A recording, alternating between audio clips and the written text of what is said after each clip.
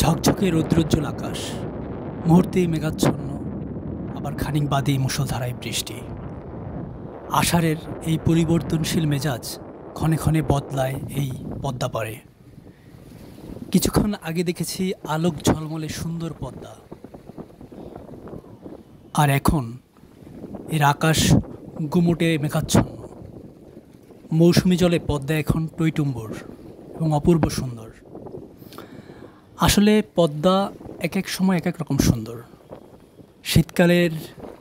শীতকালে পদ্মা একরকম সুন্দর, বর্ষাকালে আরেক রকম, শরতের রূপ আবার ভিন্ন। যাদের ধারণা ঋতু একদম উলটপালট হয়ে গেছে, তাদের বলবো পদ্মা পাড়ে এসে কিছুদিন থাকেন।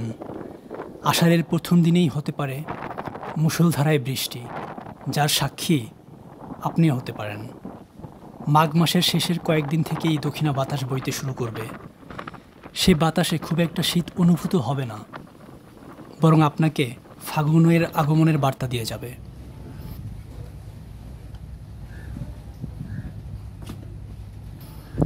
শরতের কাশফুল আর নীলাকাশের কথা যদি বলি,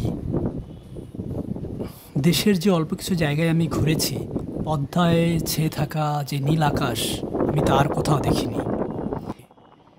এই আকাশ যেমন সুন্দর, তেমনি এই নদীও মেজাজি। পদ্মা একটি ক্যামেরা ফ্রেন্ডলি নদী। এই নদীর ছবি তুললেই ভালো আসে। পদ্মার ছবি মানেই ওয়ালপেপার। একটু বেশি বলে ফেললাম, হোক না একটু বেশি বলা। আপনারা পদ্মার ছবি তোলার সময় একটু যত্ন করে তুলবেন, ওয়ালপেপার হয়ে যাবে।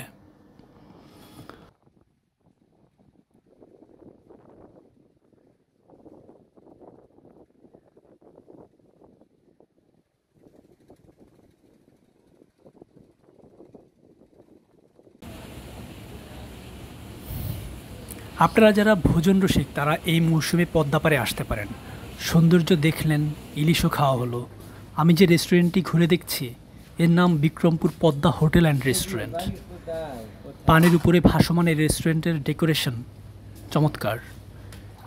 রেস্টুরেন্ট থেকে পদ্মার যে ভিউ দেখা যায়, তাতে আমি একে 100-তে 100 দেব। খাওয়া কেমন তা আপনারাই জানাবেন।